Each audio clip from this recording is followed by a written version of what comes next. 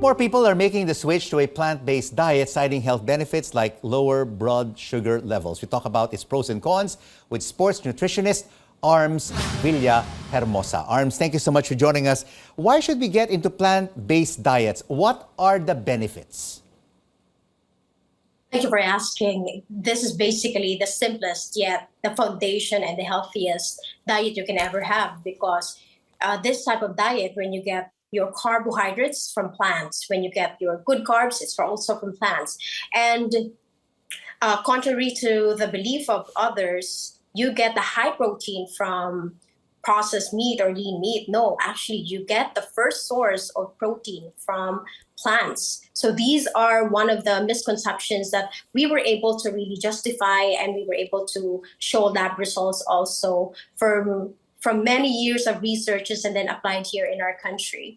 Well, you mentioned one of the key nutrients, protein.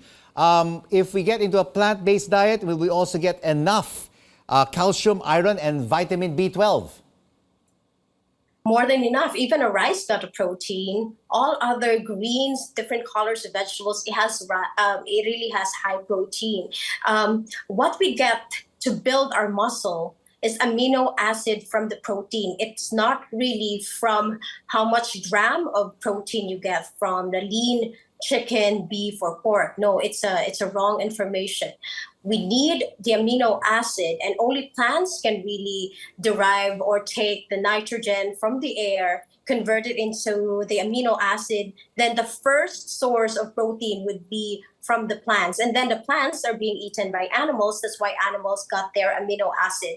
How about you take out the middleman? You take out the animal. Therefore, when you take it out, you now won't have a problem with saturated fat, trans fat, high cholesterol, high sugar. In fact, there's been so many studies that it's not really carbohydrates or sugar that really increases diabetes. It really is the high consumption of processed meat. So that's one thing as to why plant-based really is an in thing now, especially for sports nutrition. But are there enough food choices?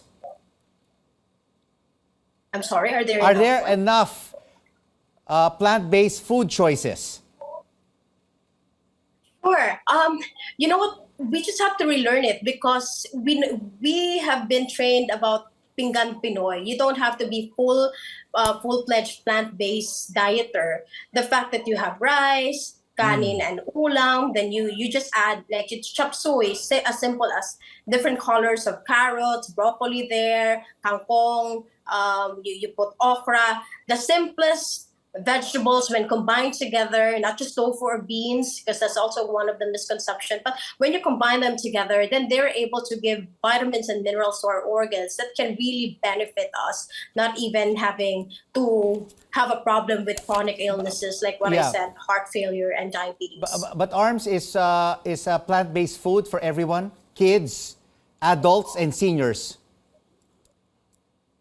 That's right. So that's the reason we have gone creative right now, like most creative era actually in the Philippines now, because there has been so many food technologies that we can really make, say, a burger. There's like, it's from lentils, mushroom, and then when you mold it, then you're able to really eat sort of a burger, but it's really from plant-based. And when you combine tapioca, glutinous rice, soy, freeze and mold it, then you're able to make sort of a shrimp, like what we really see from many restos. So now it has gotten more creative to attract more people and kids who hate to eat vegetables. So Arms, with a plant-based diet, what can you and I achieve?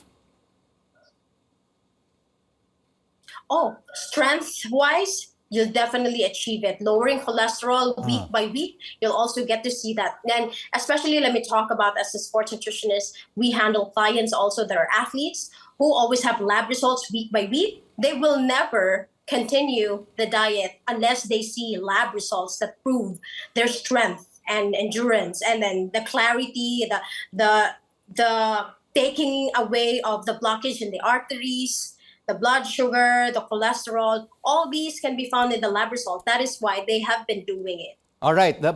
One last question. Let's talk about cost. on going plant-based? Is this more reasonably priced compared to other diets?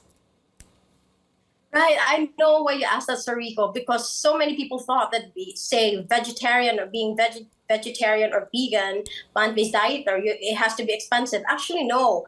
I own a cafe. The reason that it has a bit of a price there because we really mold it, we really make it seem like it's a shrimp or what.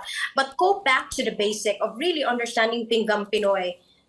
Get your okra, your kangkong, your carrots there, chop it up, pair it up with your kanin and ulam, especially this holiday if you have lechon or say fried chicken, all those meat that you of course would definitely try this holiday. Balance it out with plants. You don't have to make it expensive. You just have to balance it. Take it from the market or take it from your own backyard. It is good. It is okay. It doesn't have to be expensive. Thank you so much for this advice on plant-based diets. Sports nutritionist Arms Villahermosa. And you can get more health tips on Med Talk Health Talk hosted by Dr. Freddy Gomez, airing weekdays at 3:30 in the afternoon.